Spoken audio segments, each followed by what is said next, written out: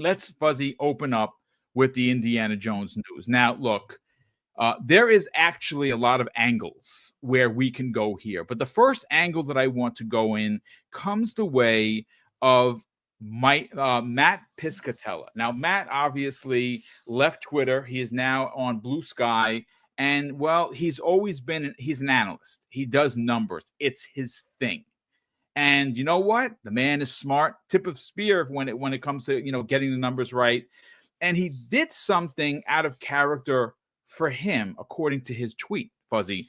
And let me read it verbatim. And I'm going to bring that up. He says this. Anyways, I don't usually post stuff about weekly rankings, but Indiana Jones and the Great Circle was the number 2 best-selling game for the week ending in December 14th in U.S. dollar sales, trailing only to Call of Duty Black Ops 6. And he says Astrobot went from number 11 the week prior to number 7 for the same week as the TGAs. Of course, that makes sense. So why are we talking about 1 week's worth of numbers? Does it really actually matter? Well, yeah, it kind of does. It matters to the context of this story. And where this gets very exciting, at least for me, is what did I wind up saying upon its release, Fuzzy, if you recall? I said I personally had concern for, one, it being reviewed fairly because it's an Xbox exclusive. That's always my concern. But more importantly, and I think this is where we turn the page, is the fact that it's Indiana Jones. Like, Indiana Jones, for me, as an OG, as someone that's 54 years old who went with my pops to see it in City Cinema in the Bronx way back in the days, it has certain personal connection for me. But that's me. And my concern was, what was this game going to mean to the under 30 crowd? Were they going to care who Indiana Jones were or was? Are they going to care, or are they going to get the humor, the quips, the one-liners that he's known for? Which, of course, I laughed out loud multiple times during my playthrough because I get it. Well, it turns out that a lot of people got it because not only did it get reviewed very well, it's selling very well, and more importantly, if you look at some of the chatter, especially of some of the bigger game sites that notoriously have shunned Xbox exclusives, most of these journalists are, crowning this their game of the year. Lots of them, which is shocking to me. But where, again, we start to get into if you love the first one, well, then you're going to get super excited for this story because according to Movie Insider, Daniel Richtman, he says more Indiana Jones games are in current development. Now, this is a big deal because, again, a lot of you folks never hear me talk about film because I don't have a podcast that talks about film. I thought about doing one. And of course, there's just not enough time in a week. And our weekends are dedicated to Mrs. Boom. I don't have the time during the day. But if I did, I would have an actual show dedicated to the MCU and film because I love film. More specifically, I like pop culture film. And if you don't know who Daniel Richtman is, well, he's one of the insiders that break stories on a regular basis. This is not a no-name person dropping this type of information. Daniel Richtman has a ridiculous track record, but that's not where the story ends once again, because according to Culture Crave on Twitter, the Lucasfilm boss on the future of Indiana Jones games had this to say, and I quote, There's a lot of space in between the films where we could tell more and more Indiana Jones stories, and I think that would be super interesting. And this comes the way of Variety. So everything that I have just mentioned to you folks, Culture Crave, Variety, Daniel Richtman, these are all film places that have a tremendous track record. And if they're talking about this game, not the film, there is something to get excited about. First of all, I want to get your hot take on everything that's been said so far and your personal thoughts on how well a sequel will actually do. Man, I think we've brought up this conversation before, how a lot of people like to blame Game Pass for cannibalizing games or game sales in general, and that it's bad for the industry or bad for devs and whatnot. And here's an example of a game charting, which a lot of people like to say, oh, Xbox games don't chart. Yeah, well, first party does, especially something as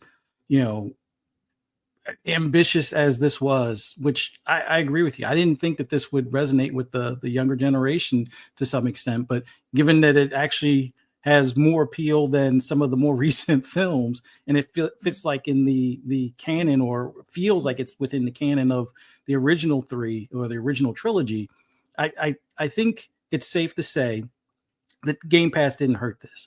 And as far as the reviewers, when it comes to reviewing an Xbox game, yes, Xbox tax is a real thing, whether people want to admit it or not. If they can't see their natural PlayStation lean, I don't know what to tell them.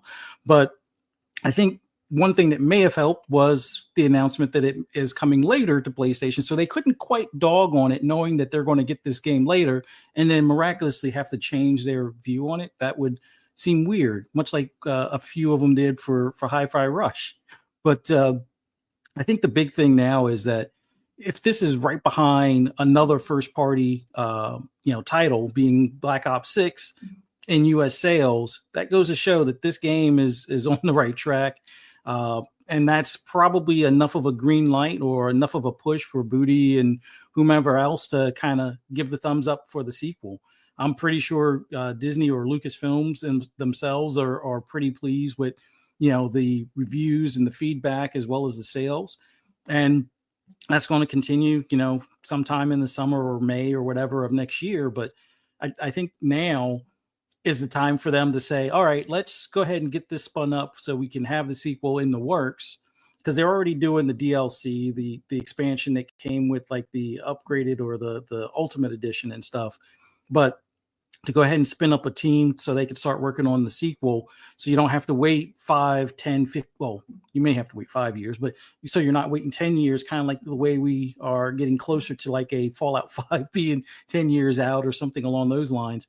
It's best to get that team rolling now and strike while the iron's hot, get them going, get this approved, and maybe this winds up being a second series for Machine Games to work on.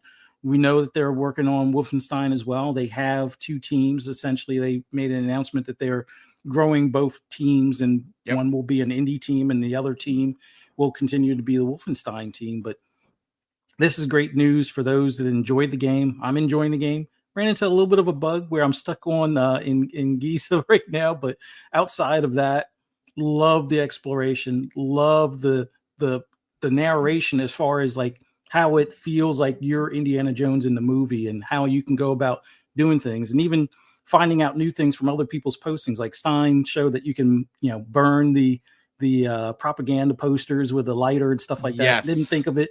Was burning all the shrubs blocking certain entryways or crawl spaces and stuff like that. But it's cool to see that there's other things in there like that. And just, man, it's so great when an Xbox game does well.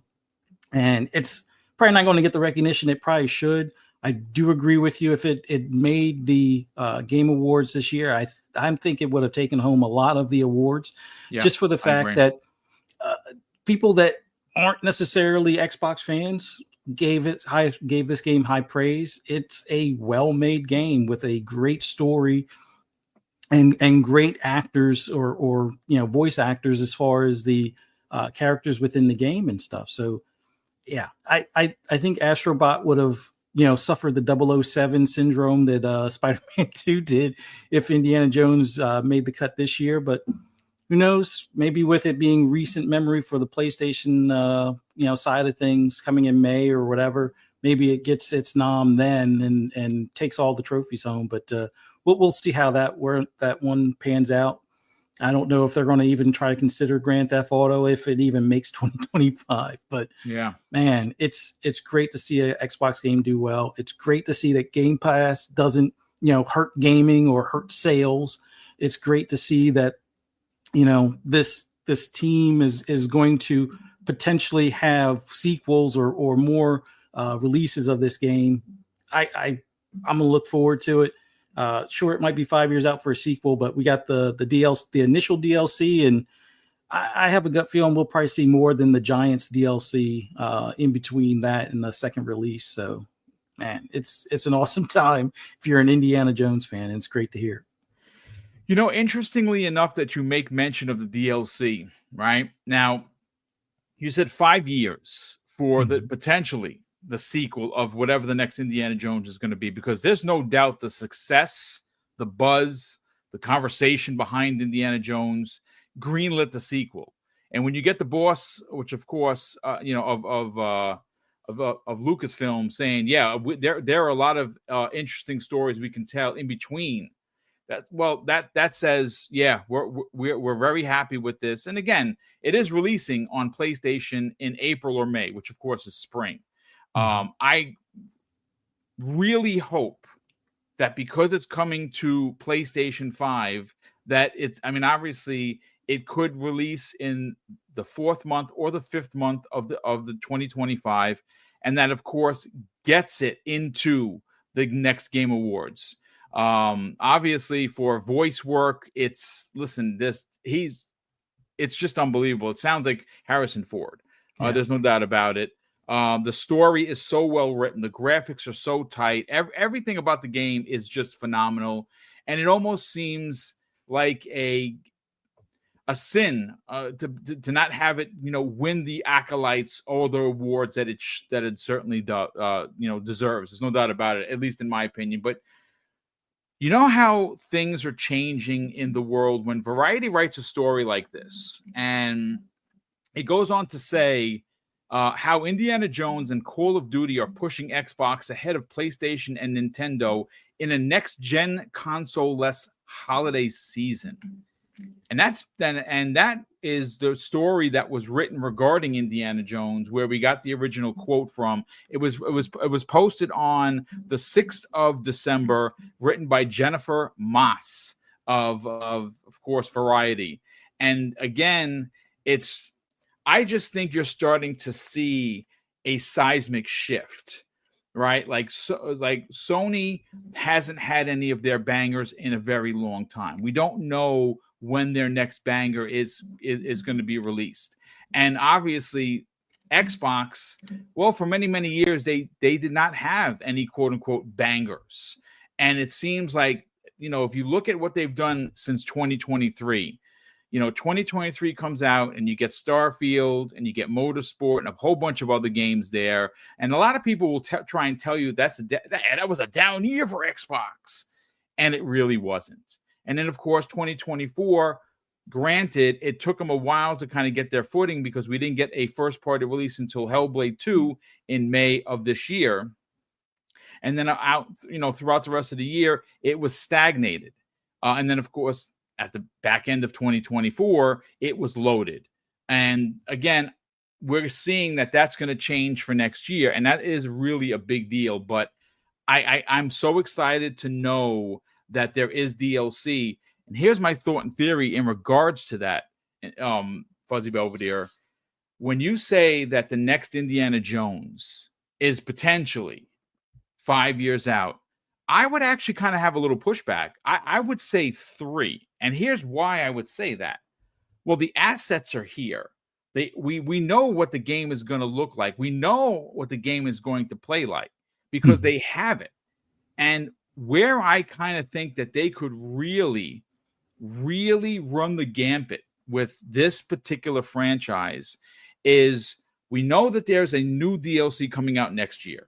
We don't know when that's going to be, but it's safe to assume it's probably going to be about a year from its original release, which would be December. Maybe it's before. I don't know. But needless to say, if they can get a sizable DLC that gives you an additional 6 hours, maybe if you push it 8 hours onto the franchise, send you to a couple of different locations with this DLC each and every year up until the launch and release of the next Indiana Jones. Wait a second now. You could use this DLC to kind of lay the groundwork to tell a sequel, to tell another story in Indiana Jones. What are your thoughts on that, man?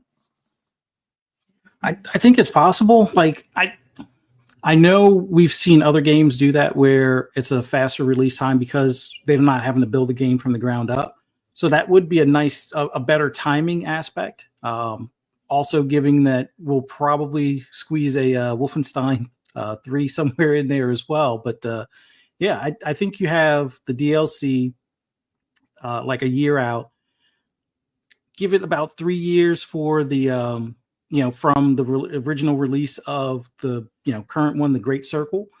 That would be awesome, because then that way, not only are you filling in all of the spaces as far as for that one dev team will now have 2 games, well, actually probably 3 games in a 5-year span, or in less than a 5-year span, and all of them going day one in Game Pass, all of it being where you're now continuing a story. So those that might be holding off for whatever reason to play this game until next gen might be readily available right there as well. So that could be a great launch title for that next gen as well. But I think next gen will be slotted somewhere in between.